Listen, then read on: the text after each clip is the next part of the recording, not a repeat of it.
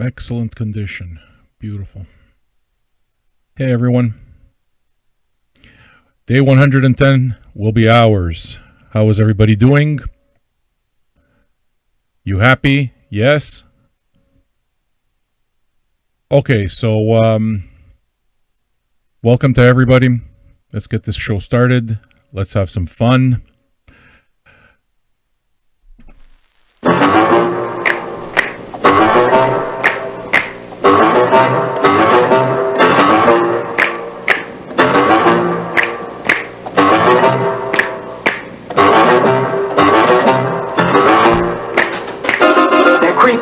They're kooky, mysterious and spooky. They're all together ooky, the Addams Family. Their house is a museum. When people come to see them, they really are a scream, the Addams Family. Neat. Sweet. Petite. So get a witch's shawl on, a broomstick you can crawl on. We're gonna pay a call on the Addams Family.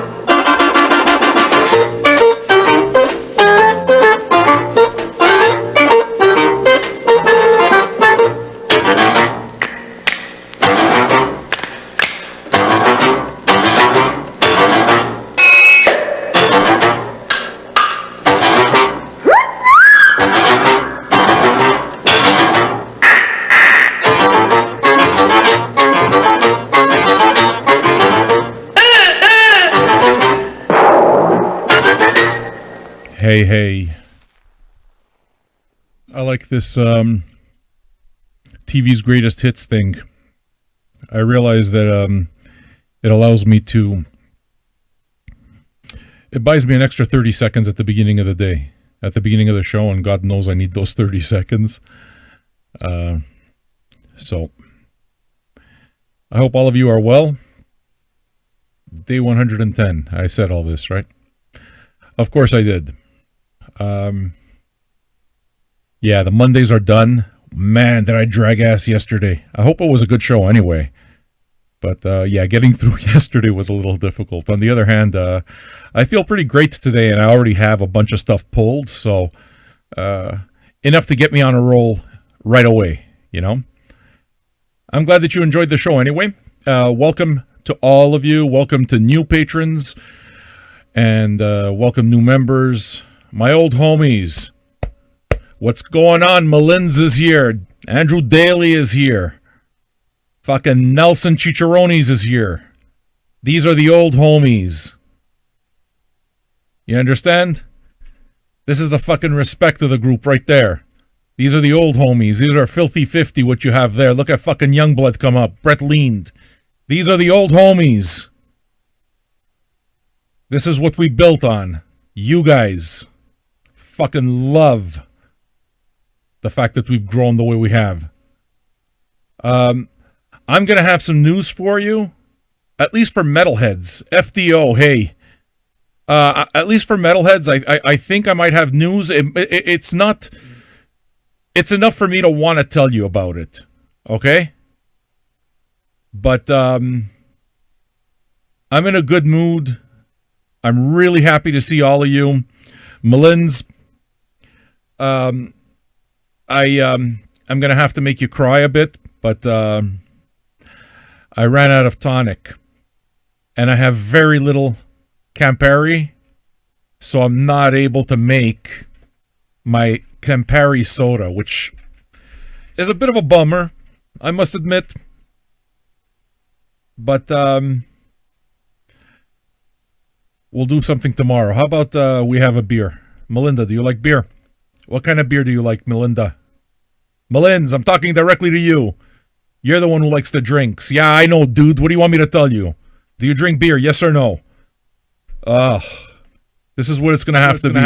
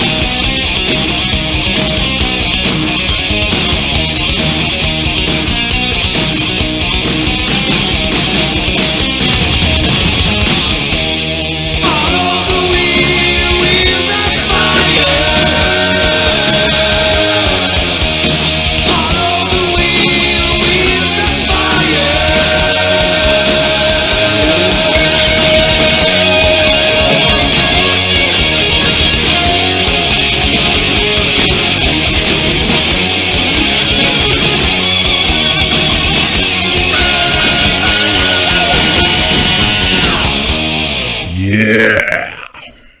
Yeah. That shit pumps me up immediately. Good mood, good mood. How is everyone? Hey, don't forget to wear a mask and wash your ass. Please, please, please, please. Please, I beg you. Wear a mask and wash your ass. I need you to do these two things for the good of society and everybody. You understand? Please. We need to beat the deadly gingivitis again.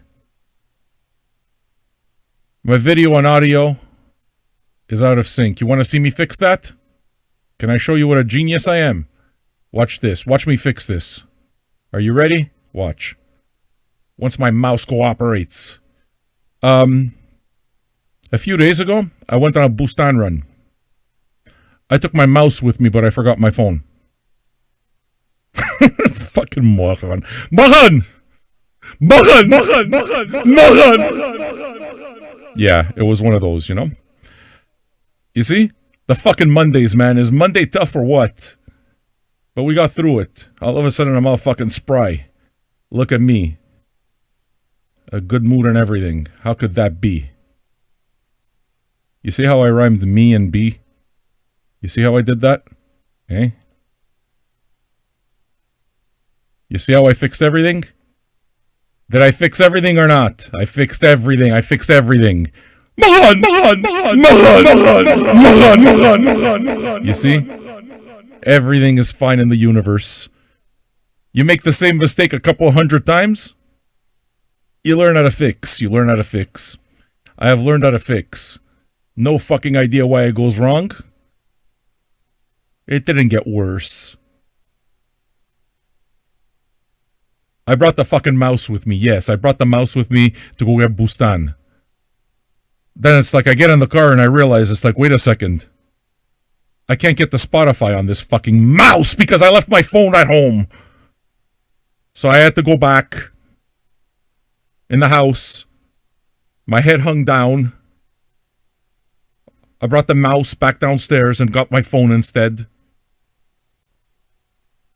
And realized this is my fucking life. This is the shit that happens to me every day. And I necessarily have to tell this to you guys. Listen, dude. I'm telling you, you guys better get comfortable with the disasters. I mean, the fucking crew, the down crew, the Filthy 50, all of those guys, the guys that were here early, kind of know what the vibe of the show is. And I'm guessing that by now, you've realized that these mistakes will never go away. Ever. All right.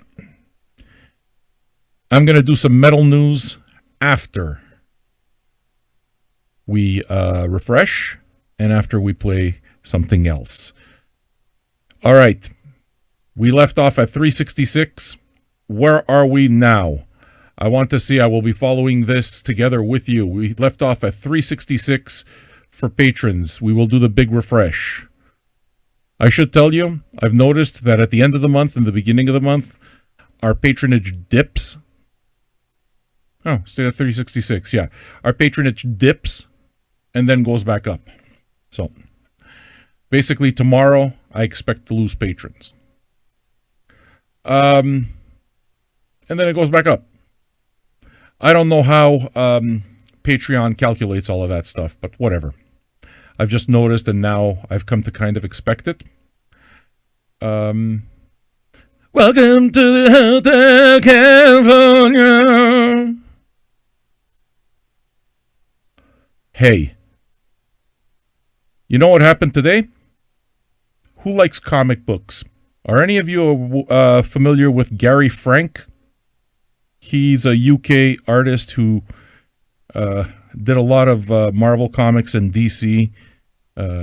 He drew the Incredible Hulk. He's got like a certain style for the Incredible Hulk, and actually did a really cool rendition. I like the way he draws Green Arrow. DC? Green Arrow?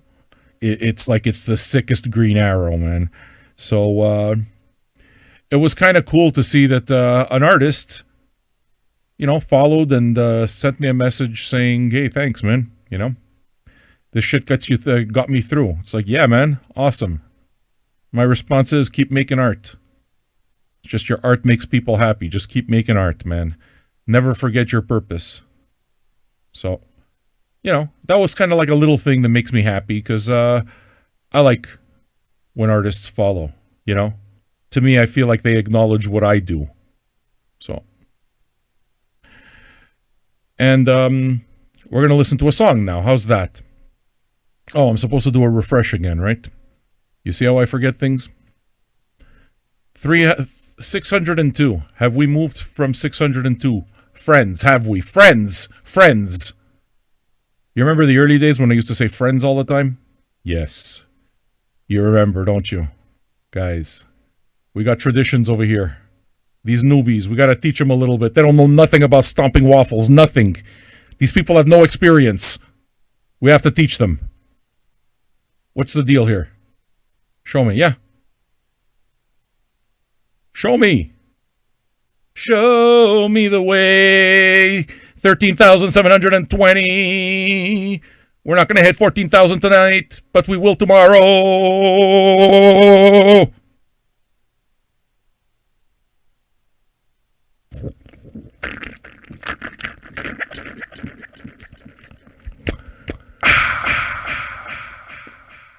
Summer refreshment. A delicious, delicious Pilsner to help the day go by faster. Yes, it is one of those days. I had time to roll things.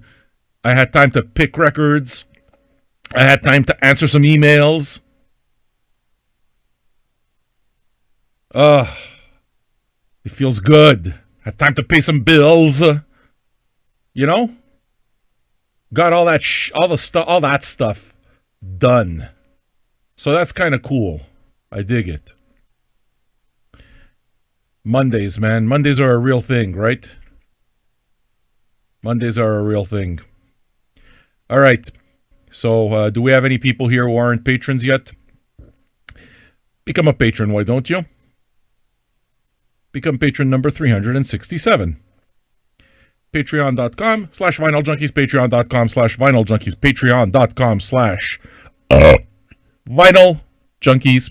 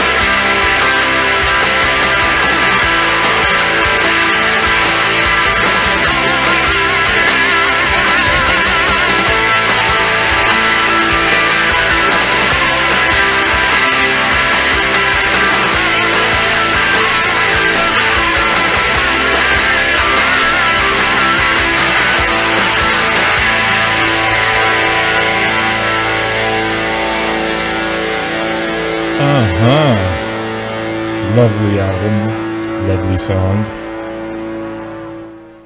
Big fan of Sugar. That record, had it on CD originally. Oh boy. Many, many, many plays. Many. What are we saying here? I'm going to get into some metal soon.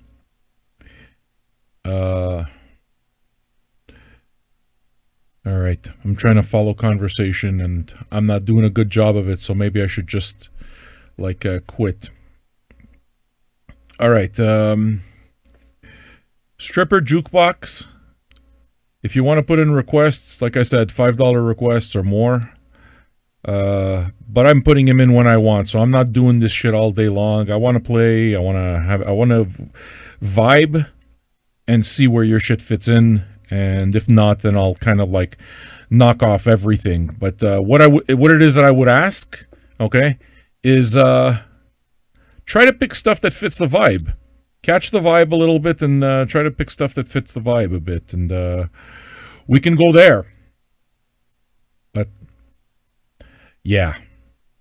Why don't I play some music? Look, been going back and forth with Metal Blade Records for a while now. They sent a box, and obviously the mail's completely fucked right now. So they sent a box that they sent like maybe a month and a half ago arrived maybe 2 weeks ago, and correspondence began back and forth on, well, look, this is what we do with your material, you know, and basically they were happy with what we do, and said, hey, you know, let me know if I can send any other promo. And I pretty much, I don't want to shill. I want to play stuff that I like. I want to play stuff that interests me, and I don't want to be beholden to anybody. That's like really very important to me, you know. Which isn't to say that I don't keep an open mind to stuff, but let's just say that my track record with you know, me liking nu metal isn't very good. It's not something I dig very much. That whole metalcore, nu metal is not my scene. You know, God bless you if you like it. I'm certainly not making any value judgment. It's just, it's not my scene. So if Metal Blade puts out records like that, I don't want to be beholden, you know. Thing is that they put out a lot of thrash. I mean, this is a label that started in the early 80s. You know what I mean? Started with fucking Metal Massacre. Those compilations is where you get Metallica and Slayer for the very first time before any albums come out. So, I mean, this is metal history. You know, that label is metal history. But I'm a thrash guy. I'm a speed metal guy. I'm a black metal guy. When it comes to metal, basically the only thing that doesn't really get me too much because it's too pop is nu metal or metalcore or whatever you want to call it. Like, that kind of stuff isn't for me. I like my shit hard, and if it's stuff like power metal, I like it to be as ridiculous as possible. You know? So what it is that I did is I responded and said, hey, look, I know my audience pretty well. Like, you metal people there, out there, I know what you like. And what you like is what I like, for the most part. And, you know, we sell catalog. We're not like the record stores that, you know, kind of like the new releases are the big thing. We sell catalog because a lot of what the records we sell because you like them, you listen to them here on the show, you dig them, and it's like, hey, man, let me go get myself a record at vinyljunkies.store. So that's the way it is, okay? The most searches on our store, Radiohead. No doubt about it. Which actually reminds me, that Radiohead OK Computer video just crossed over 100,000 views. So I guess that's another milestone for us to celebrate together. Yeah, that's the second video I've ever made that crosses 100K. Pretty cool, you know. So what I said was, look, I know what my audience likes. I know what I like, type of thing, and I know how we sell. We sell catalog, you know. If you wish, I can give you a wish list of promo that I know we could work with. And basically the punchline is, he said, yeah, sure. If we have it, sure. So basically what it is that I'm going to do is I'm going to go look at the Metal Blade catalog, okay, and see what they have, and see if I can't pick out the fucking cream of that shit. For me. Okay, again, no value judgment. Let's make something clear. Don't ever fucking call me a music critic. I hate fucking music critics. Hate them. I'm not a music critic. I listen to music. That's it. All right? But I'm looking forward to it because I'm going to be able to go and look for old, for the metal that speaks to me. And they have a lot of it. Okay? So there's I'm hoping they got King Diamond Conspiracy and some of the King Diamond material that I'm missing there. I don't have any Merciful Fate. I mean, I need Merciful Fate records. You know what I'm saying? Those types of titles, yeah. I'm looking pretty forward to going into the catalog and seeing if they have stuff like that available. And, well, look, as we speak, I'm going to let them know, look, I play your catalog. You guys just don't block me for copyright. Whitelist our channel, and we'll play your stuff. I'll play your catalog. That's a promise I can make, That's a promise I can make. Yeah, I'll play Metal Blade catalog. Of course I will. I got tons of Metal Blade catalog in my collection. I've bought tons of Metal Blade. So, we'll see. We'll see where it goes. But where we're at with Vinyl Junkies and where it is that I'm at is I'm still going to keep doing my thing, my way. And I'm waiting to find the right partners to take those extra steps that'll take us to the next level. The right partners are labels. The right partners are artists. The entire industry still has its head completely shoved up its ass. But there are some people still who do think outside the box and do look for other ways of selling their catalog, of promoting their catalog. I've always said it. I'm always going to say it. Best way to sell records is play them. You play records. If they're having a good time, if people are having a good time while your record is playing and they're enjoying the conversation, they're having a beer, and they're doing it in community like this and you enjoy what you hear, guess what? You gave your record, your art, gave potential clients a feel-good moment. That's magic. That's fucking magic. That's 1,000,000 times better than any fucking PR blast, because that's how they do things, PR blasts. So, I'm just looking for the labels that'll work with me, help me develop where it is that we're going. You get one partner, and then you get two partners, and then you get three partners, and before you know it, we clear up the hurdles that are left. And I'm looking forward to that. You guys know me well enough to know that I'll do the grunt work. I'll knock on doors. I'll do the grunt work if there's an opportunity and if I think it's right, So yeah, I'm excited to have a dig through the Metal Blade catalog is what I'm saying. Looking very forward to it, so hail and kill, motherfuckers.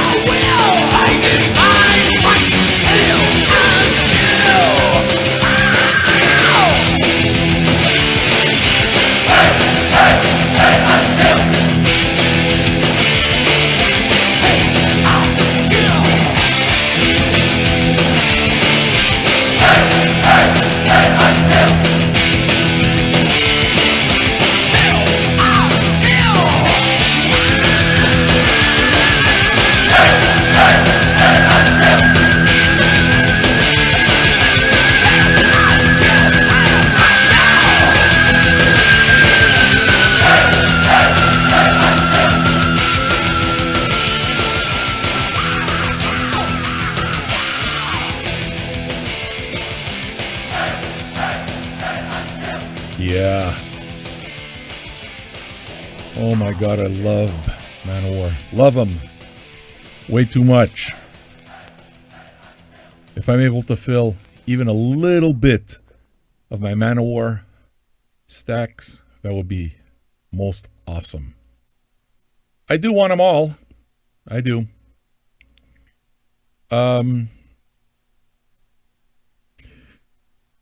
Metal excites me. What the hell did I pull here? Meh. I got a good bunch of music sorted out for us. I did want to play this because I'm excited. I mean, you guys have to realize, right? I grew up with this music. 83, 84. Basically, to me, started with Slayer, you know? Show No Mercy. I knew that shit back then. And Metallica. And it was pretty crazy to watch all of this music become what it's become. Because, I mean, this was just dirty metal. But I was one of those kids who wore the metal up your ass shirt. And one of those kids who had the Damage Incorporated shirts. You know, that kind of thing. So, I know the catalog. I mean, I certainly know the history of the catalog. Especially the earlier stuff. And I know what the gaps in my collection are. And I know that if I fill those gaps, and those gaps are available on vinyl, I want to put those things in my store, because I can sell the hell out of that shit. You know? Why? Because metalheads are fucking insatiable. They're insatiable. They're always looking for something new. Metalheads will listen. Where it is that I complain is that a lot of them, it's just they stay in that metal bubble and that's it. But metalheads, for the most part, every metalhead I've seen, when it comes to discovering new metal, they don't give a shit where it's from. Metalheads support, man. Punkers support. And I know how that works, because it's like I'm a metalhead. If I play you stuff that you didn't know, and you don't take,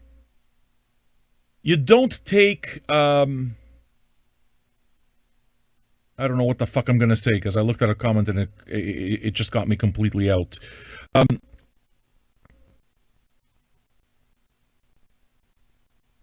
I know the records that meant something to me. I know the records that were a big deal in metal. I've read enough metal books, fucking, you know, Ian Christie there. Guy, you know, I talk to him pretty regularly. He's, you know, he's one of the prominent voices in metal. That guy's show, Bloody Roots on Sirius XM, you need to listen to that stuff if you want education. Metal education, I'm going to fix the clipping right now. If you're looking for metal education, Sirius XM, man. You listen to Ian Christie's Bloody Roots, you're going to get the roots of metal. It's really, the guy is very deep, and he's written many books, and I've read many of his books. So, you know, I know the albums that are a big deal in the Metal Blade catalog, both by reputation and having grown up during that period and having grown up like in a metal store while all of this was happening. We had a metal store here called Rock on Stock. Okay, the place was 2 floors. The bottom floor was all metal. All metal. The top floor was all the other music plus bootlegs. This guy was, you know, a bit greasy. He's the guy basically who started the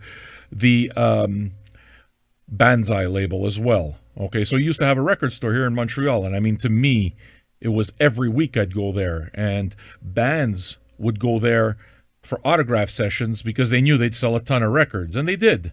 You know, so I met Anthrax there, I met DRI there, I met Grim Reaper. I can't remember the others, but Grim Reaper.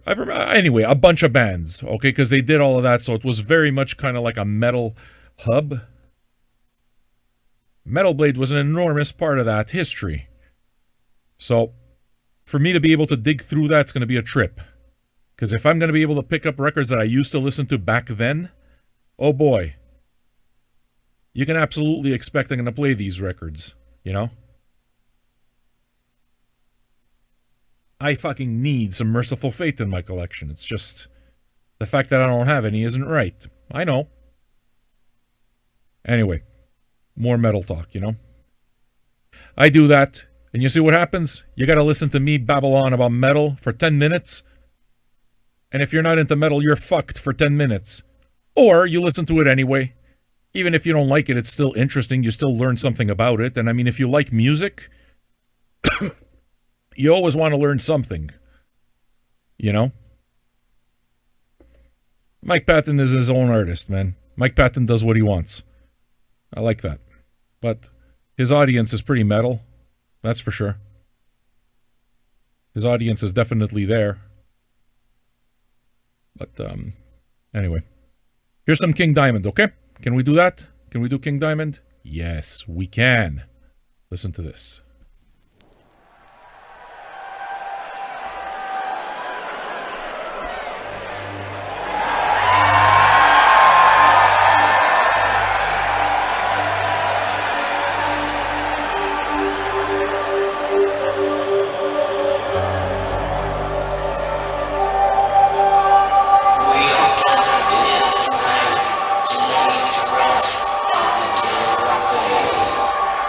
We now know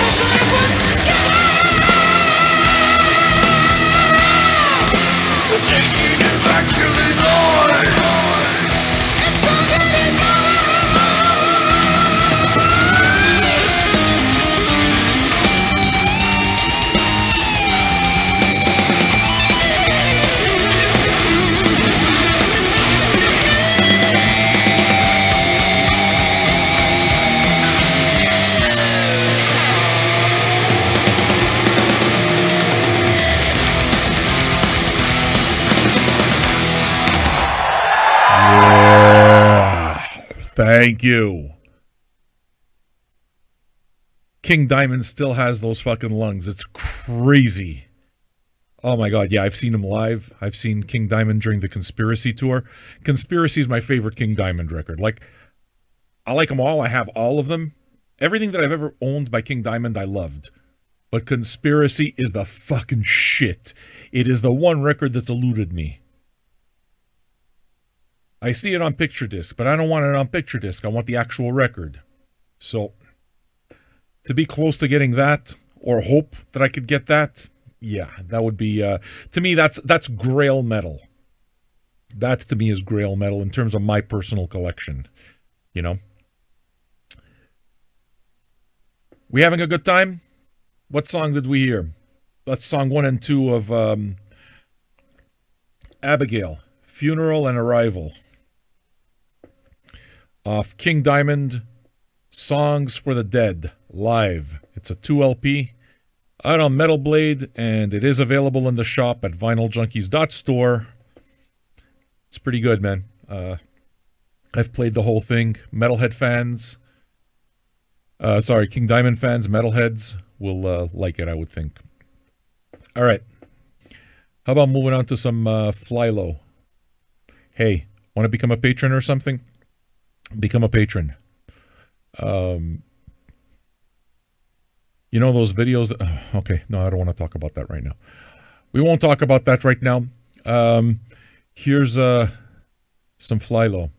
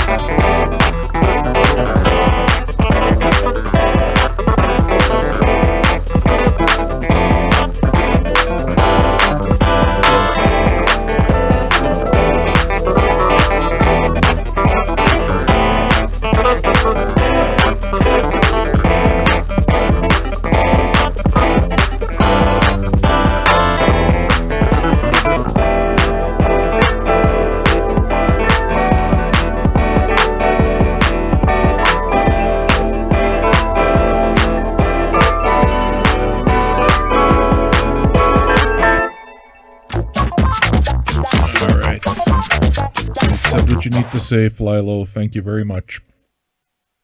I love this record. Flamagra? Is that what it's called? Flamagra? They released, I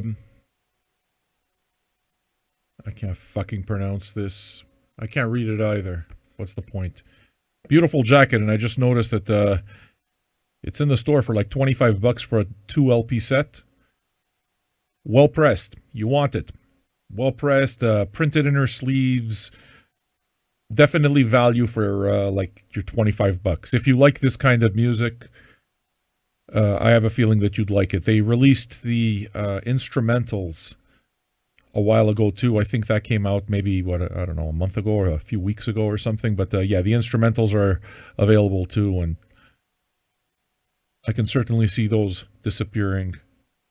The diggers like the instrumentals. I do. I know that I like, those are records I buy, you know. So when the Run the Jewels 4 came out and it was time to pre-order, I pre-ordered the regular album along with the instrumental tracks because, I don't know, because I like it. How's that? Because I like it? Certainly not because it's a collector's item and it's going to shoot up to $3 trillion if I happen to sell it on eBay. Fuck all that noise. Fuck all that noise. I buy my records and I listen to them. I don't care if they're going to be worth $3 trillion. I don't put my records in a fucking vault. I listen to my records and I use them. What happens to them when I'm dead? I don't give a shit. I'm going to enjoy my goddamn collection. I'm not keeping my fucking collection under glass. Ugh. Yeah. So, I would certainly suggest the Flying Lotus. I dig it. You know, fans of 70s fusion will certainly get their kicks on it as well. All right. Speaking of which, I've finally had a chance to listen to the Thundercat record, the new Thundercat record. It Is What It Is. Came out earlier this year.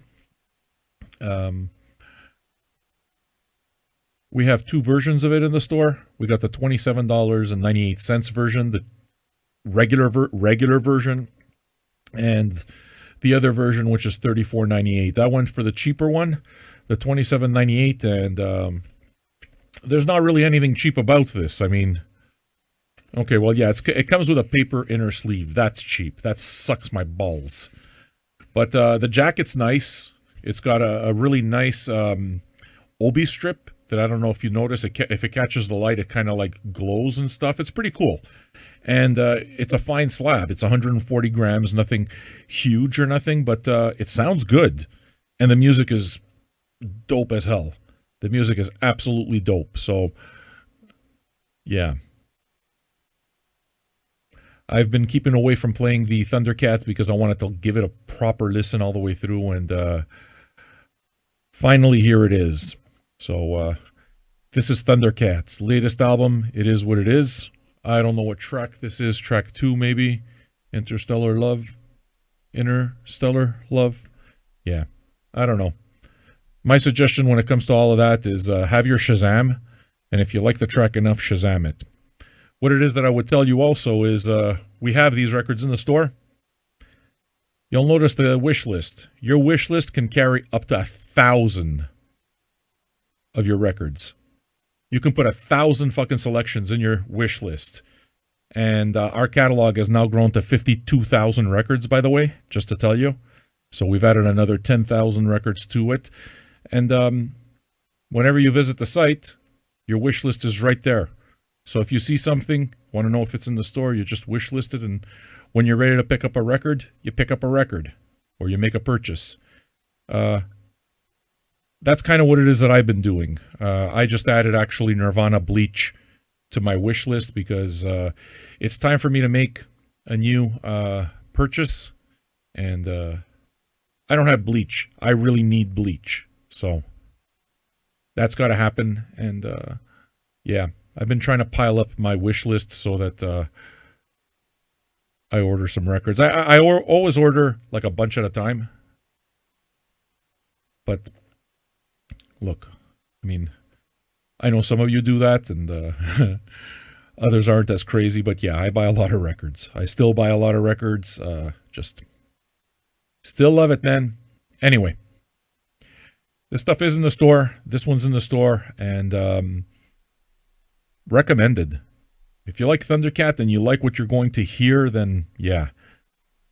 I'm not ready to say it, but it might be my favorite Thundercat record. That said, the format of Drunk really did a lot for me to get turned off to it, because I hated that 10-inch box set. I fucking hated it. I would have rather had just a 2 LP of it, you know? So maybe that's got something to do with it, but I'm digging this record a lot. So here's track 2.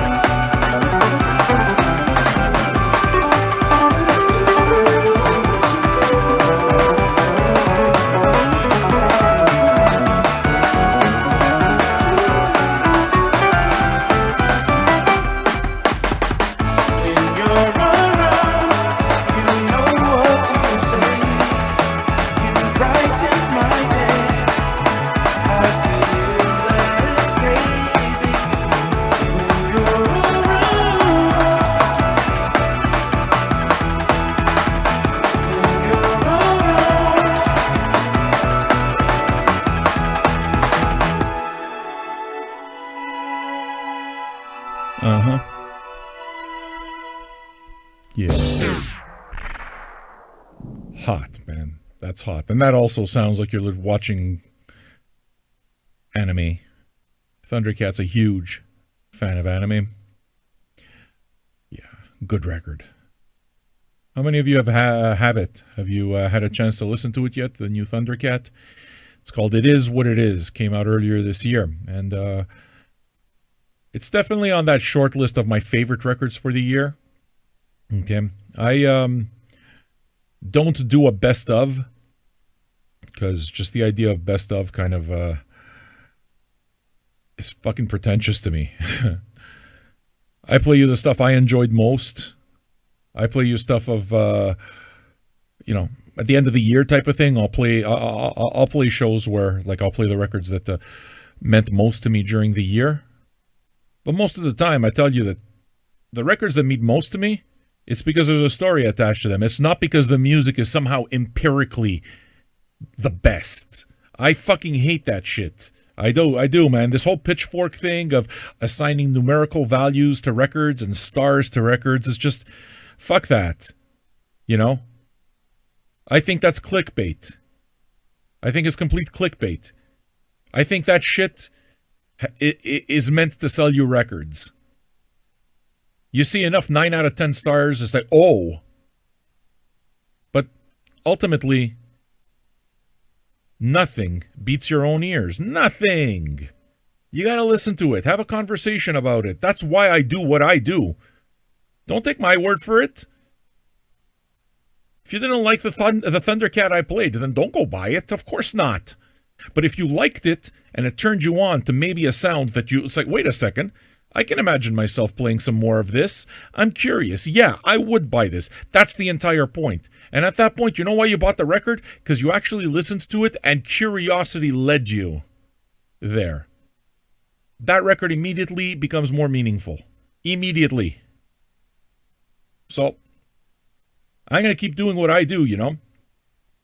The industry will have to catch up.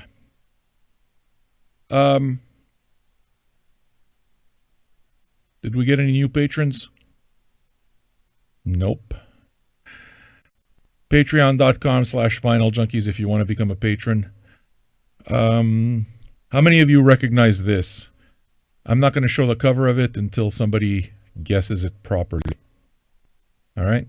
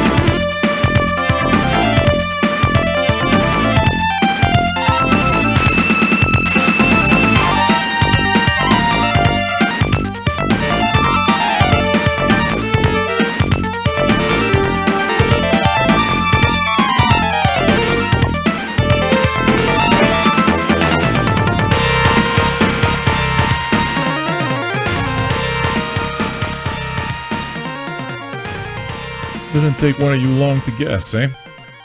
Yep, Shinobi. And yes, I buy records like that. Buy them. Pay for them. So. Data discs, man. I bought a few of those. Dug them quite a bit. I like the whole 8-bit thing a whole lot, you know. Hello, Aaron. How are you? We are so happy to have you here with us. We're having a grand old time, you know. Having a very good time. Do we have more gamers here?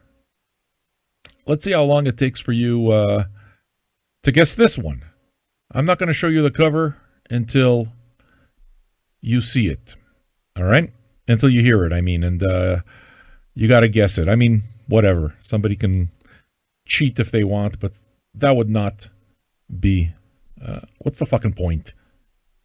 Just tell me if you recognize this game.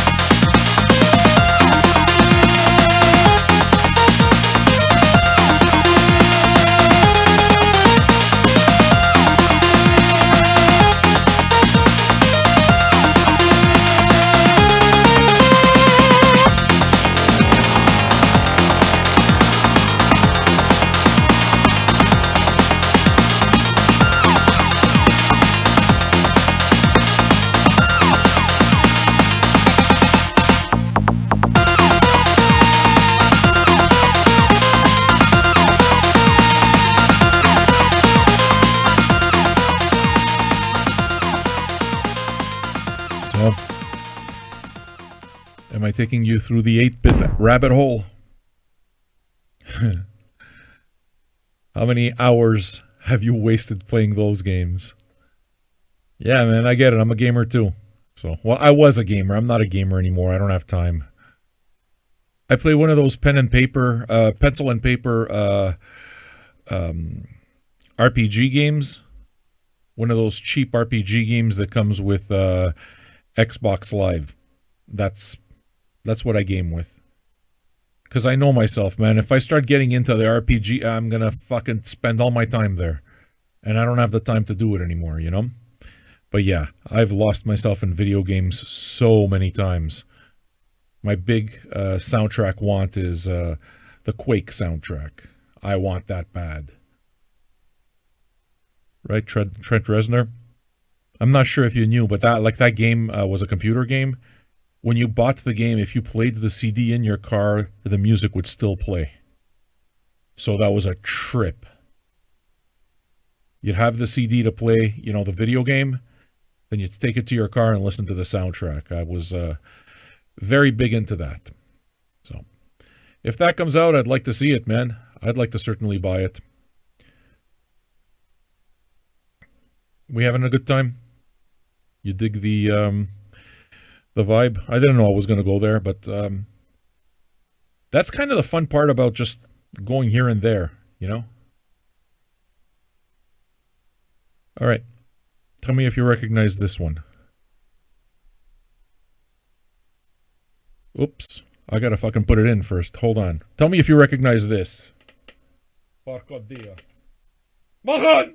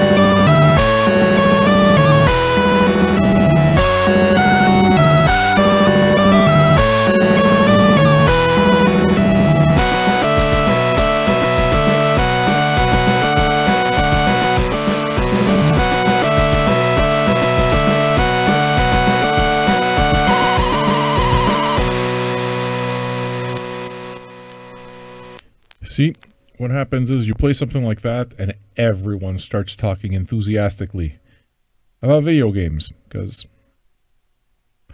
we're now kind of at the generation where all of us have played video games.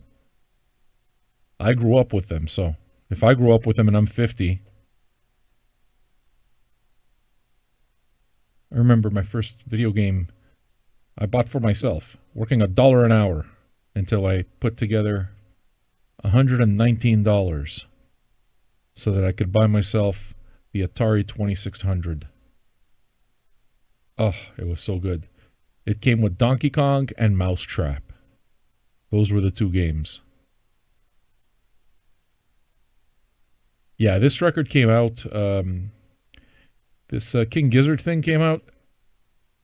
And I saw Strictly Kev, DJ Food, posted up.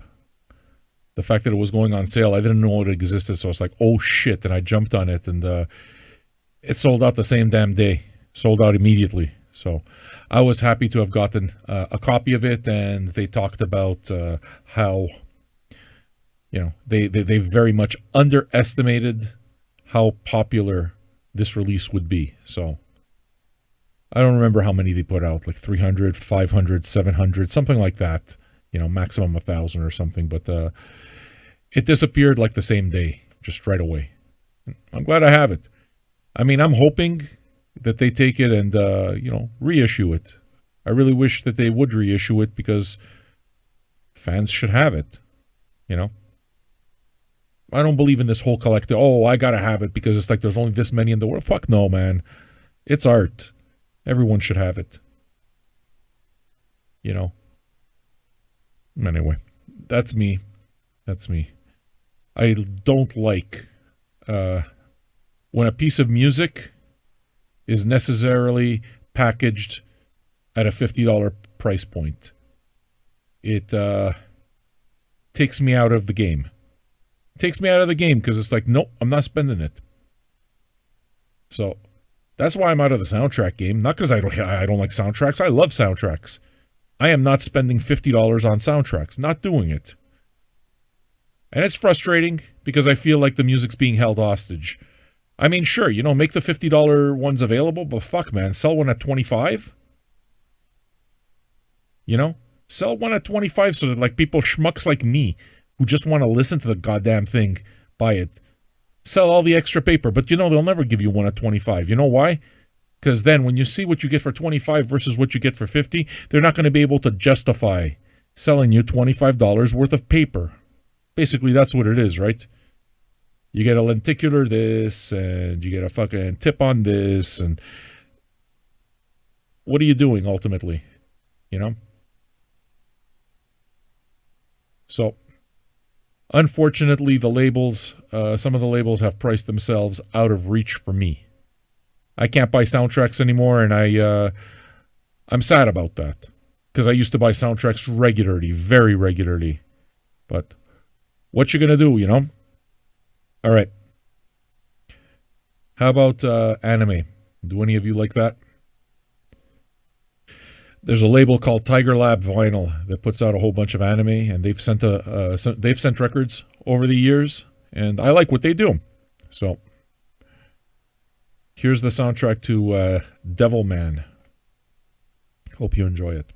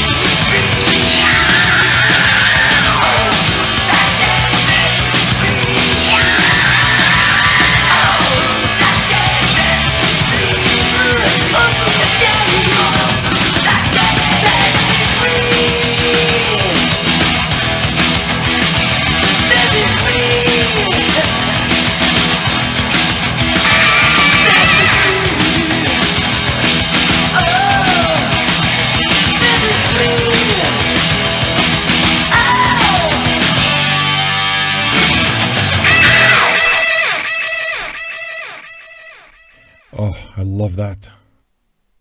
Reminds me so much of Loudness. I've said more than once that I spent a good 10 years completely immersed in Japanese culture. You know what the weird thing about that is? I didn't get into anime. I don't know, man. It's eluded me. I'm absolutely making no judgment or any of that because it's just I don't know it, but somehow anime has eluded me. I tried watching Afro Samurai. Yeah, Japanese films is what I'm all about, man. That's my shit. I've watched so many Japanese films, the weird ones, the Kurosawas. I've watched all of that stuff.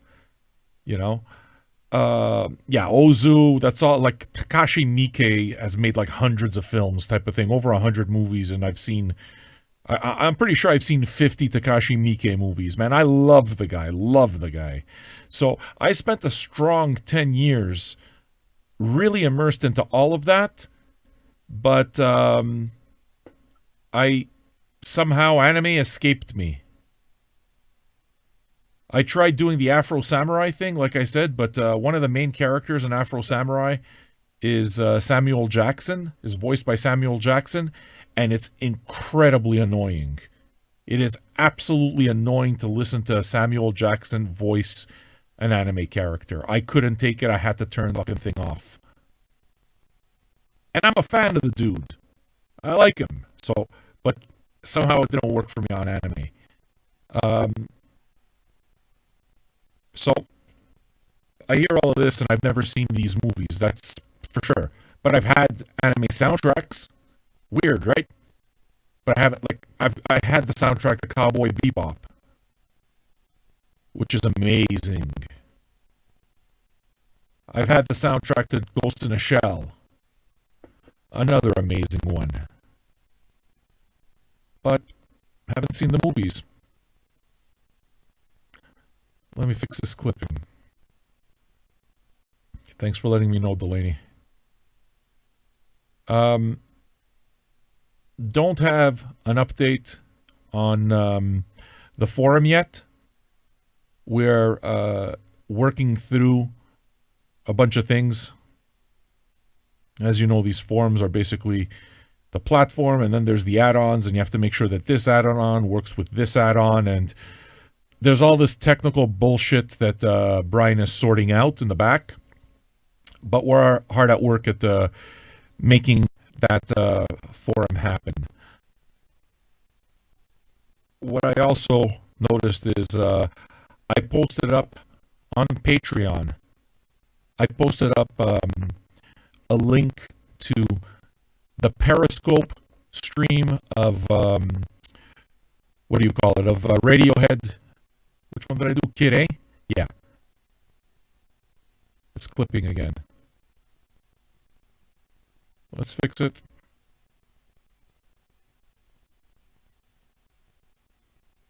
Oh, did we fix it now? So yeah, what I did is I found the link on Periscope to Old Man Listens to Kid A, and I put it up on Periscope. And I put it up on Patreon, and I've already received a few messages of thanks. So I realize that a lot of you are here for the Radiohead stuff. The Radiohead stuff will be on the Patreon page. Okay, I'll put you up. So even if even if YouTube takes the shit down, don't worry about it. The Periscope never goes down. I'll just put the link up after the fact on the Periscope page, and you will be served. You'll be able to catch all of those videos with music and everything. And I guess it's as good a time to announce as any for you Radiohead fans that I'm going to be doing I'm going to be rebroadcasting the entire series while I get the new stuff. Okay? So this Friday, you're going to hear the origins of Bongo as I rebroadcast Old Man Listens to Pablo Honey. It's clipping again. Jesus, what the hell? Makes me crazy, you know. You don't need to hate to say it. I appreciate that you tell me. So yeah, Old Man Listens to Pablo Honey is coming up real soon on Friday at 2 p.m. And the way it is that I'm going to go about it from now on is I'll put it up on YouTube. I'll rebroadcast it on YouTube, knowing full well it's going to happen at 2 p.m. Okay, same time. Knowing full well I'm going to broadcast it on YouTube, knowing full well that it's going to get taken down. Okay, but we have the Periscope as backup. And then when it's all done, for subscribers, what I'll do is I'll put the Radiohead links on Periscope for you to access whenever you want. So for now, once we get the page running properly and we get there, we're not there yet, we'll see what else we can do. All right? So what's important for you to know is that the stuff is there. It's not gone away. It's just a matter of trying to work our way around the copyright police. And we will. Okay. How about some honeymoon suite? Yeah, I mean, definitely. The Patreons who have been asking, and can I tell you something? There's absolutely, I've been hearing it on a very regular basis. You know, I would pay to see these episodes. Well, $2 a month makes you a patron. It's pretty cheap. And no, I'm not going to raise the price because no, it's $2 a month, man. $2 a month, $5 a month. I'm good. I want to keep it cheap. I do. So I want it to be accessible to anybody who wants it to be accessible. Okay. And at that point, you know, if you act like an asshole, I reserve the right to fucking throw you out, whether you're a patron or not. Seems pretty simple to me. And I'll try to maintain my side of the thing and give you a show that's somewhat entertaining, play you some music, some that you've known, some that you don't know, and provide you with a forum that's full every night with people from all over the world. And the one thing that we all have in common here is we have a love for art. We're all open-minded, and everybody treats each other with kindness. God damn, in real time? In real time? Yeah, that might be called a miracle on the internet. But I've been at this a long time, and I've been called a Nazi because I won't let people in and I throw people out. They don't understand that just because it's in the internet, just because you're on the internet, it doesn't give you the right to be an asshole. So for me, this entire thing is something I'm comfortable with, and I know how to do it. So I'm pretty comfortable knowing that I'm going to give you something honest. I'm going to give you something real. You know, Joe Simmons made a comment earlier thanking me because on Twitter, a lot of you are finding the Twitter. Cool. I mean, I'm enjoying communicating with you on Twitter. The Twitter handle is Vinyl Junkies 666. So at the Vinyl Junkies 666, that's where you can get access to the Periscope streams. And yeah, it's been pretty cool. And I appreciate the fact that, you noticed that, yeah, Pitchfork put up something about the new Albert Eiler record reissue. Okay, so Third Man Records reissued an Albert Eiler record that was roundly panned at the time. But that doesn't matter because at the time, a lot of jazz was panned. Okay? Jazz critics were at the very height of their fucking smell in the 70s. So the album was roundly panned, and Pitchfork picked it as the best new reissue. And I basically retweeted it, just to use it as an opportunity to say, what score are you going to give this record? What numeric value out of 10 will you assign this record that's older than you are? By a fucking genius who was known as the Holy Ghost. What numeric value are you going to assign this? You fucking shit stain at Pitchfork. So that's basically what I said in a tweet. Just, the only reason I'm retweeting this is, hey, what numeric value are you going to assign this piece of art? I'm not going to read it, but I'm going to use this retweet as an opportunity to say, fuck Pitchfork. Fuck Pitchfork. Third Man is killing it, dude. Third Man is absolutely killing it. They're releasing a 45, a Johnny Cash live 45 that's never been released before. We're talking about the Sun Years. They're crushing it. I mean, there's no other way to say it. So I'm happy that I'm able to get some of that stuff sometimes as promo. I always appreciate it, you know. Well, look, for me, Newgrass, this is the Albert Eiler record that's coming out on Third Man. As far as I know, it's supposed to be coming out soon. Okay, like I don't know when I'm gonna get it, because right now USPS is really fucked with mail, it seems, at least when it comes to delivering to Canada. So I never know when my orders will come in. Like when it comes to my orders from the store is amazing. Okay, the store is 100% amazing. It comes on time. If I order it, okay, now it's the weekend, it's different, but usually within 2 days I get the record. It comes from fucking the US to Canada. But I've noticed that when it comes to people sending me promo, god damn, it seems to take seems to travel around the world before it gets to my house. I mean, that's certainly what happened with a bunch of records you guys sent. It's what happened with the Metal Blade box. And I mean, I'm waiting around for the Albert Eiler to come in, but have no idea when it's coming. None. I hope I get it soon, because I absolutely look forward to playing it. You know? Yeah, the Patsy Cline box set, the Patsy Cline 3 LP set on Third Man is an absolute treat. The complete Decca recordings, all of it. They sent that as promo. I'm fucking pleased as punch to have it. It's just one of my favorite records, you know? All right. I like the nerding out on music and nerding out on vinyl part of things. I enjoy doing that with folks. Yeah. All right. How about some Honeymoon Suite for no other reason than, I don't know, I want it. And yes, this is an ABA headband.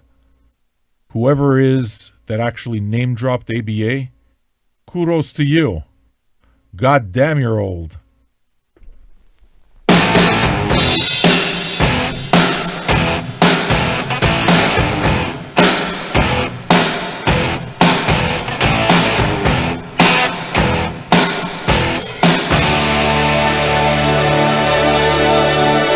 Summer night, storm clouds in the air. My eyes a little heavy. I'm feeling in the past that I'm hardly aware.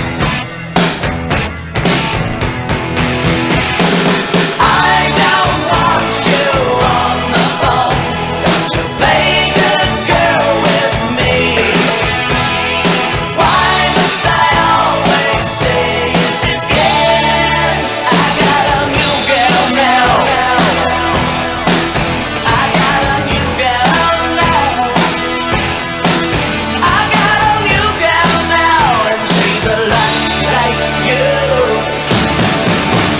Wash my face, but my head felt too low. I tried to bury myself, but my mind wouldn't stay at home. I don't care if you're sitting at home. Somebody's broken into me. Say it again. I got a new girl now.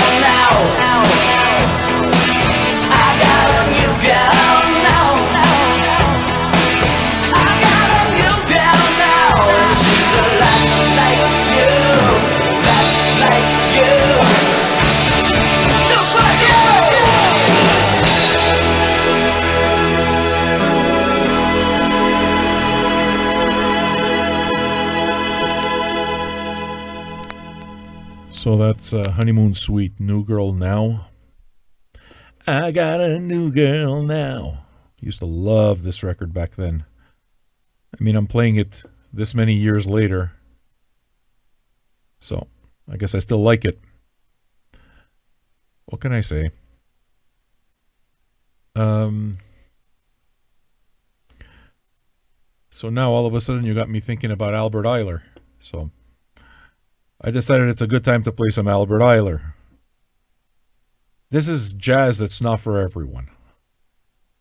It's for me, but those of you who like it out there, yeah, this is the shit here. How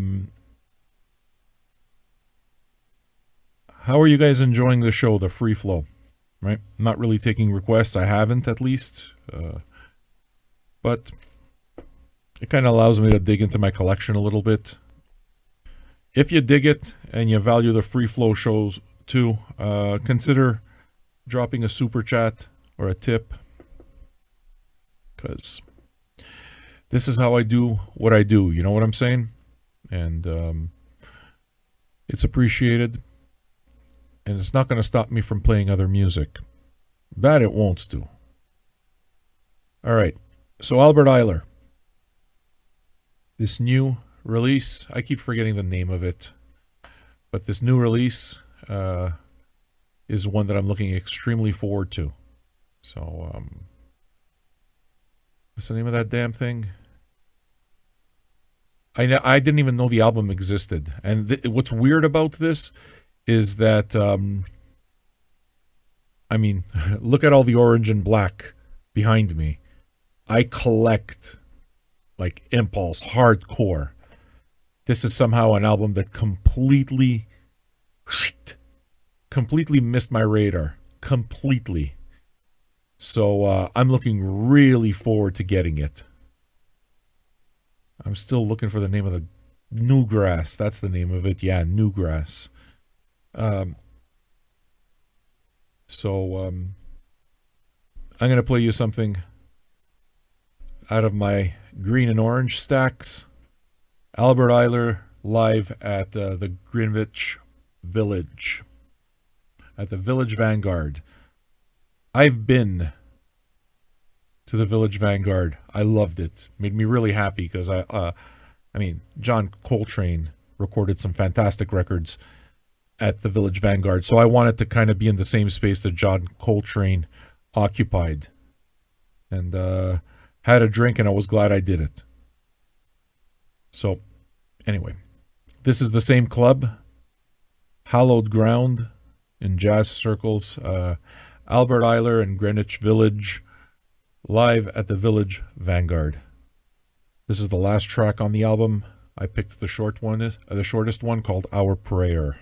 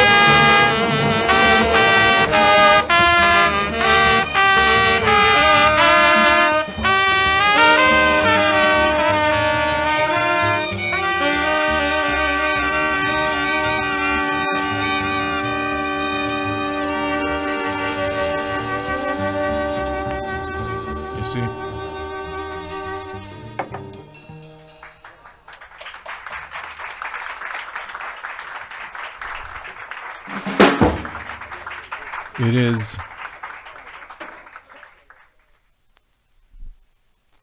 with music like that I'm going to lose listeners.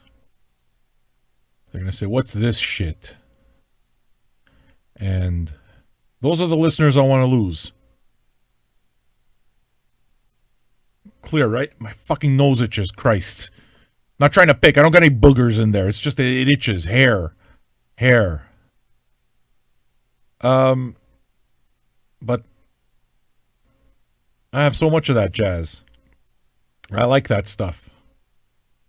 And that's why I don't want to be beholden to anything. I don't want to be beholden to any trends. I don't want to follow the regular album cycle necessarily. I would certainly like, and this is where I see Vinyl Junkies going, the minute we have at least one fucking label who figures it out and is willing to work on with me on this. Let us do a midnight spin of a new record. Let us play it for the first time over here. Not against the fucking label, but with the help of the label. Whitelist us so that we can premiere the first needle drop at midnight of album XYZ by Band 123. With that, we'll put a link to the store telling people, hey, if you like it, it's right there. Go buy it. And while all of this is happening, while all of this is playing out, you have a live conversation with a captive audience that's there to actively listen to, absorb, and discuss the album in a positive environment. That is what we call a controlled setting. That is the absolute fucking optimal marketing situation that you could possibly have if you want to talk about marketing. And this industry can't fucking figure it out. It blows my mind. I mean, the Radiohead video, the OK Computer thing, over 100,000 views. It's obviously content that people like. They don't like the fact that you have to remove the music. Of course not. So, it's going to take some more, it's going to take a lot more of what I'm doing right now, of having to deal with the copyright police, having to go around it, being blocked, being fucking... For now, this is what it is. But I resolve very much to try to make that easier. One step at a time, one artist at a time, one record company at a time. And at one point, do not be surprised if I get whitelisted across the fucking board. And that's when you're going to see me do my show. Property. No constraints. I do what I want, when I want, and I indulge my musical curiosity and share it with you. And it won't have anything to do with this band right now. This is the hot album, so they're trying to get it to go to number one. Look, I don't give a shit if the album goes to number one. I don't care. You know, can I be part of it? Sure, I'll be part of it. But if you think that I'm going to be emotionally invested in seeing an album go to number one, fuck no. I don't care. I want to enjoy the music, man. That's it. When Run the Jewels put out RTJ4, they put it out on a Wednesday. They basically cut out their own legs from under them. Because the reason that albums come out every Friday is because the new listings, the new ranks of albums and music, the charts, come out on Friday. So they put it out on Friday so that it has a full week of sales. That's the most important cycle of an album. That first week. So what does RTJ do? What does Run the Jewels do? They put out RTJ4 on Wednesday. On only 2 days. They premiered their album with only 2 days to work with. And they didn't give a shit. And it's still, I don't remember what it ranked, but it did well. It charted very well. So, and it's being considered by all the big magazines like one of the big albums of 2020 up to now. Well, duh, yeah. And you know what? They did it on their own terms. They did it 100% on their own terms. Why did they release it on a Wednesday? Because shit was tough and people needed music, so they wanted to release it 2 days earlier to give people something. Integrity, 100%. 100%, man. I have massive respect for that. And it's within that tradition that I want to do what I do. I don't want to be beholden to anybody. I don't want to be beholden to any cycle. And if you're going to be putting me in part of any cycle, then pay me. Pay me. You know? Just and then people say, well, no, they can't pay you. They can't pay you to review because then what they're doing is they're buying a positive review. It's like only if you look at it as a direct thing. How about if a label, tell me something. And you guys tell me the truth. Okay? As a matter of fact, let me poll you, okay? We have a label like Org Music that sponsor us, okay? Org Music are a corporate sponsor. They're our only corporate sponsor right now. Okay? Do you feel that Org Music is necessarily buying positive reviews? Do you have a problem? Let's say Metal Blade decides to sponsor us. Okay? And what it is that I want is I want a general sponsorship. I don't want ad. Okay? I want them to be Patreons, just like you. I want them to have that number, same number, Patreons, just like you. Okay? That's all I want. Are they buying favor? My feeling is no, because a label doesn't release one record or another record, and that would make it absolutely clear. And I always make it clear. It's just no, man. It's like, even once you guys reach out to me and you say you want to send me this record or that record, one of the things that I try to say right away is like, look, I don't want to be beholden to this record. Okay? So if you expect me to do an old man video for you, or if you're expecting me to play it all the time, if it's in there, and it becomes part of the routine and it becomes part of the whole thing, then sure. But there has to be an honesty to everything that happens. And for me, that's integral, not because I'm trying to be Mr. Integrity, but because I will not sacrifice any part of my enjoyment of art for anything and for any money. Never. So I cannot have my own taste. I cannot have my experience bought. I cannot have my positive experience of a record that I have not heard, bought. I can't put it on and I won't put it on. All right? I won't put it on. I don't want to. It's just it takes away from the pleasure. You understand? The reason this works, the reason the format works is because we have pleasure together, because we share a moment. We share this love of art through community, the way we're doing. So you can't take that out. The way it is that I see it is if a label sends me all of their records, I mean, I'll put it in the rotation if I feel it feels right, but I'm not one of the, hey, this is the latest hits. I'm not really one of those guys. Sometimes yes, sometimes no, but it's just, and it reflects in what we do in the store. Because in the store, we sell catalog. Catalog is back stuff. It's not the new releases. We sell catalog. Why? Because I play catalog. You know?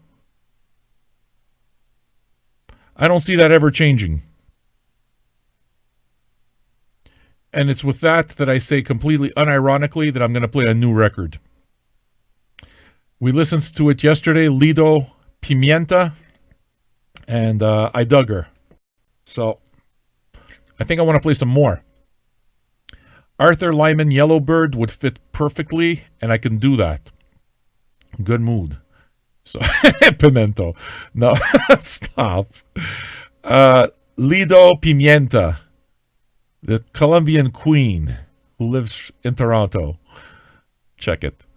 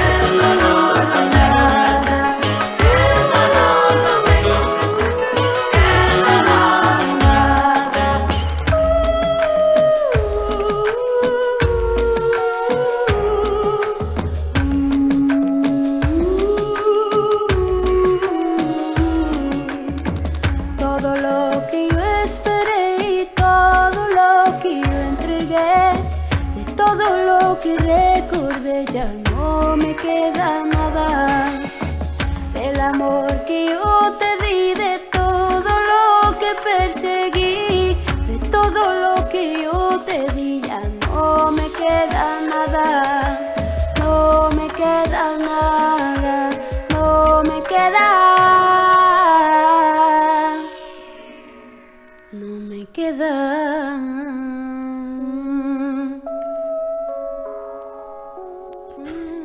El dolor lo tengo presente, el dolor lo tengo presente, el dolor lo tengo presente. Yes. Miss Pimento herself. Lido Pimienta, the Colombian queen. This album cover is absolutely atrocious, and that's exactly what makes it work.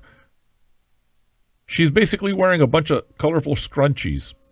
That's it. She's wearing scrunchies. It's kind of crazy.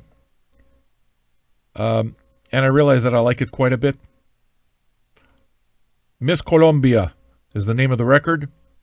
Came out recently, and it's available in the store at vinyljunkies.store. So go check out vinyljunkies.store and get a copy today. You see? I was made for this. Hey, dude, what do I look like, a jukebox to you? I'm gonna just like...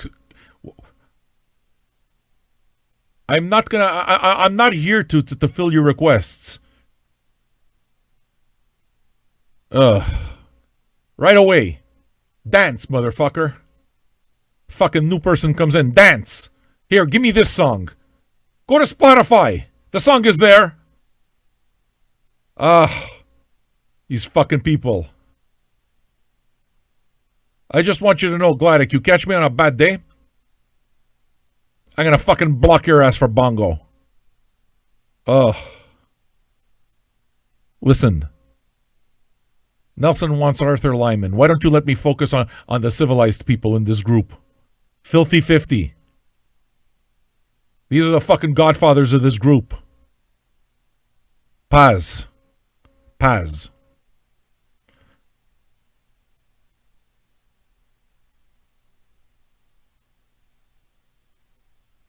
Play what I want. I just found your channel, but you play what I want. Yeah, dude, it's exactly that. Say, fuck, man. Give me a break. You're in my house. You're gonna tell me what to put on the fucking stereo? Hey!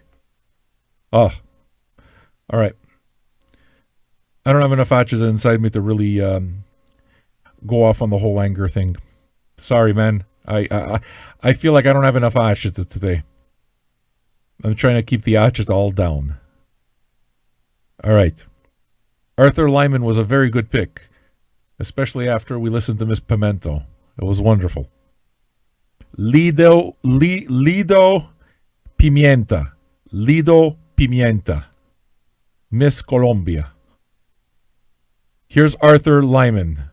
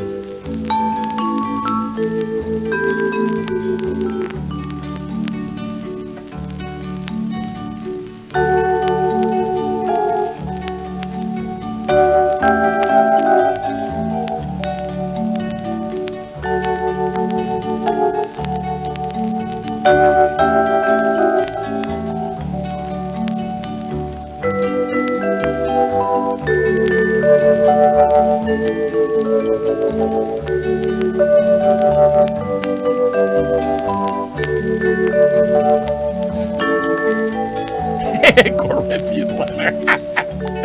Corinthian leather.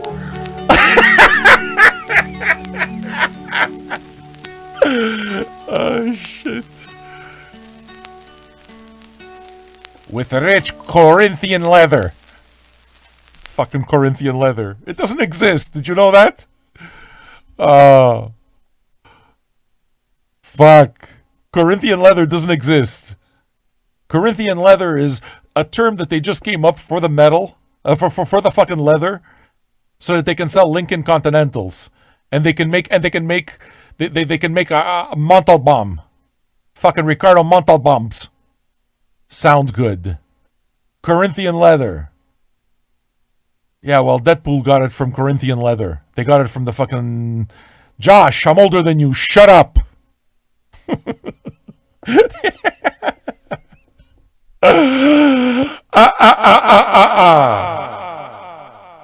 So, you see, sometimes you tip me because the shit I play makes me go this way and makes me go that way. And then all of a sudden a bit of the crazy comes out. You understand? If I'm busy fucking filling your requests.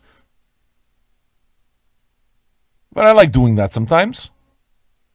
So, thank you for everything in life.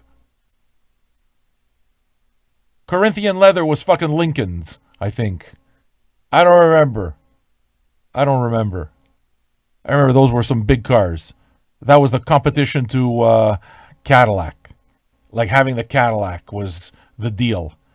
We had the cheap car. We had the fucking, I forgot what it was called. What was it called? They made a movie about it. That movie with Clint Eastwood. What was that car he had? I don't remember. But they had the fucking plastic seats. They used to burn. Gran Torino. The fucking Gran Torino. Yes. With the plastic seats. In the summertime, you'd get in that car. It burned, man. It fucking burned. And then it would start getting all hot in the car because there wasn't air conditioning. So you roll on the window, but it would get hot in the car. So you get all fucking sweaty and you start sliding around the back seat. Oh. It was fucking funny. Too funny. Way funny. So, you see? Sometimes you need to tip me so that I don't take your requests. So I can talk to you about Corinthian leather. Instead. I wouldn't have time to talk to you about Corinthian leather. And how it is that the sun used to burn you. You used to get 30 degrees burns every time you'd go fucking visit your grandmother. It sucked. Gran Torinos. Yes. So, I'm going to play you something from the Village Vanguard. And this is the point of the show when I say, if you've enjoyed it up to now, sit back, smoke 'em if you got 'em. We're going to go for a ride. John Coltrane's going to take us for a ride. JC. It's from the album Live at the Village Vanguard. Same as before. This is an original mono copy of Live at the Village Vanguard. We will listen to Spiritual. And this is the lineup, just to give you an idea of the genius, the level of genius that we're talking about here. Coltrane on the soprano sax. Eric Dolphy on the bass and the clarinet. McCoy Tyner on the piano. Reggie Workman on the bass, Elvin Jones on the drums. That's what we're listening to. And I promise, for the right people, you will see God. For the right people. And for the rest of you, it's going to be noise. It's going to be noisy.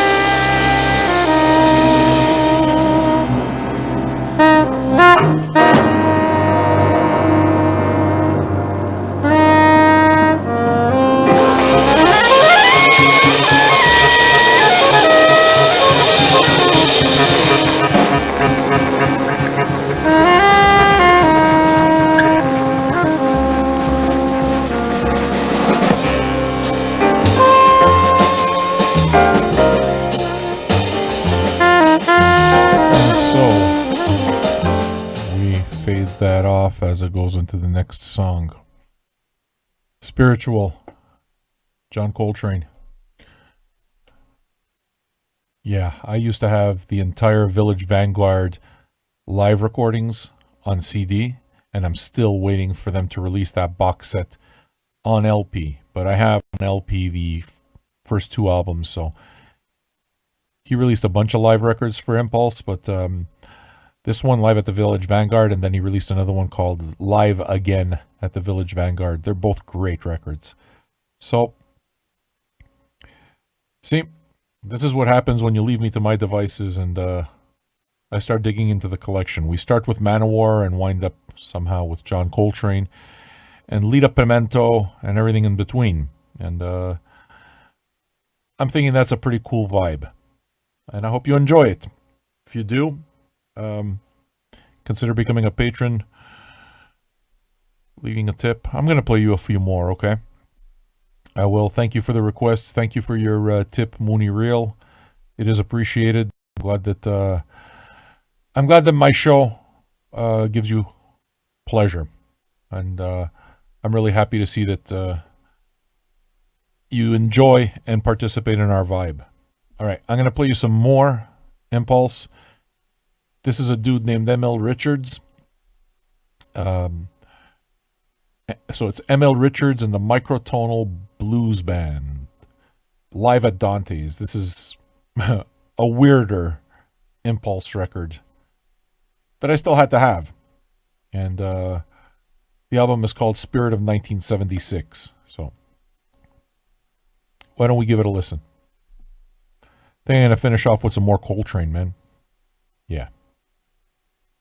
So here's M.L. Richards. There's a very fine musician in town who works here very frequently with a big band. His name is Mike Barone. Anyway, he wrote a blues for us, and we can't say it's in 5/4 or 7/4 or 9/4 because he's utilized all 3 of these times. All I did was add up all the beats, and all the beats in this blues add up to 76, so we call it the Spirit of 1976.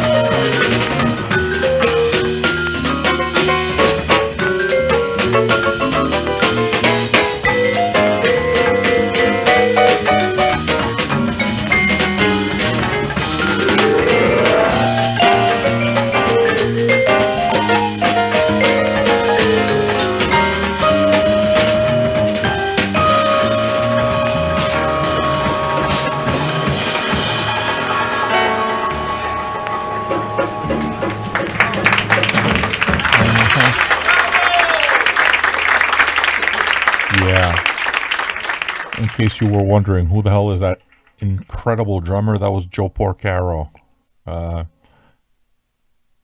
Dude played drums for Natalie Cole, Gladys Knight, Freddie Hubbard, Stan Getz, Madonna, the Monkees, Gary Mulligan, Pink Floyd, Frank Sinatra, Nancy Sinatra, Sarah Vaughan. You getting the picture? Yeah. This was recorded in 1969, so it's very much of the style of what was going on then. So, I mean, you can pick up any number of Herbie Mann records that kind of have that vibe. It's pretty cool, man. I dig it. It's a record that I don't see around. I'm glad I got it. In any case. And so, friends, here we are.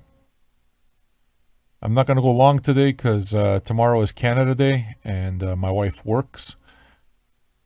The trains don't work, though, so that means I got to drive her to and from work tomorrow.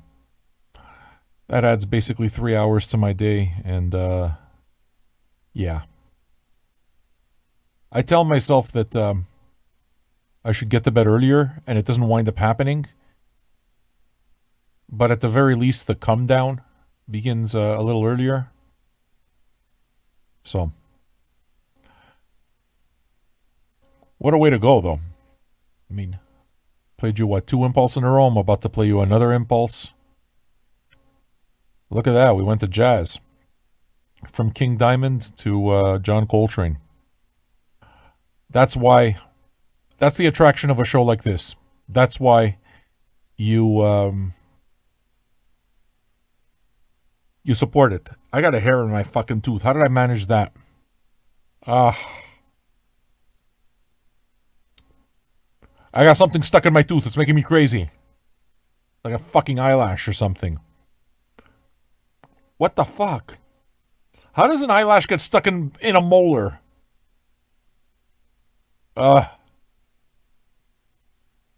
Jesus Christ, I feel like I got this eyelash invading my mouth. It's making me freaking nuts. This doesn't happen to you? Look, I'm glad that you're enjoying the show. I enjoyed doing it for you.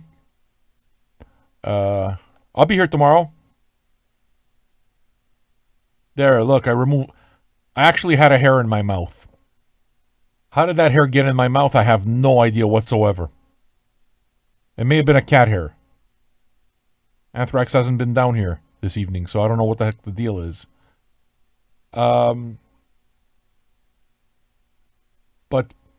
if you enjoy the fact that the show kind of goes all over the place and the programming, and you appreciate the fact that I will do this only my way, then support it. You follow? Support it. Patreon.com/VinylJunkies to become a patron. You can leave a super chat. If you can. If you can't, then don't. Everybody does their little bit. What they can and not more. And that's fair. So, thank you so very much for being here. 110 is ours. Tomorrow's 111. Canada Day. So, how many of you have a long weekend? If you do, then I fully intend to keep you company. Thanks for keeping me company. Here's some more John Coltrane for you off Sunship.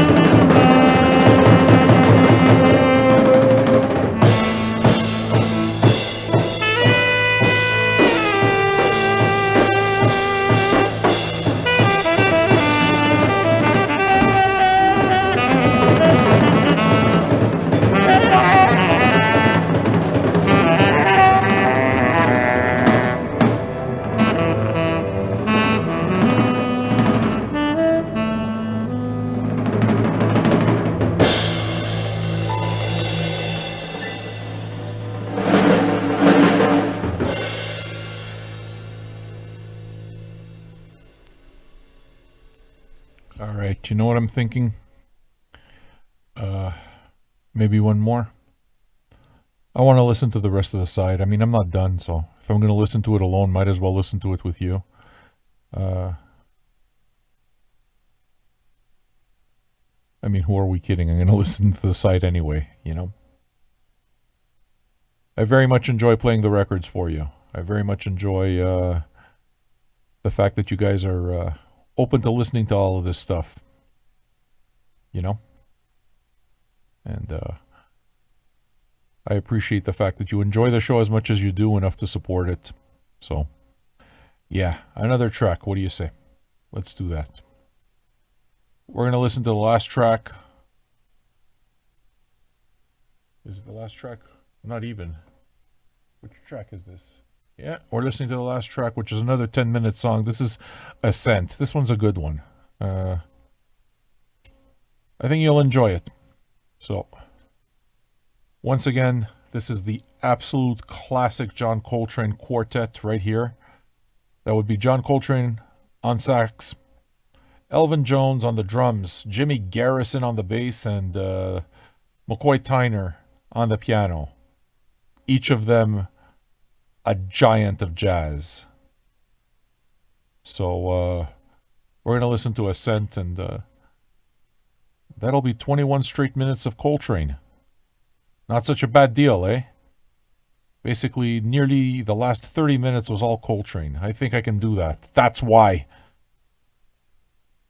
I want the show to be free flow, so that we can listen to 30 minutes of Coltrane that way. Thank you so much to all of you. Love you. I'll be here tomorrow. Tomorrow is 111. We're going to do it. All right, Johnny. You got it. I'm playing it. Ascent. John Coltrane, Jimmy Garrison, Elvin Jones, and McCoy Tyner. Sunship is the album, recorded in 1965.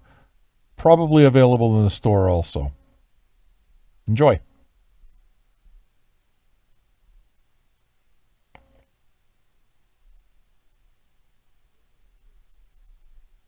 Wrong album.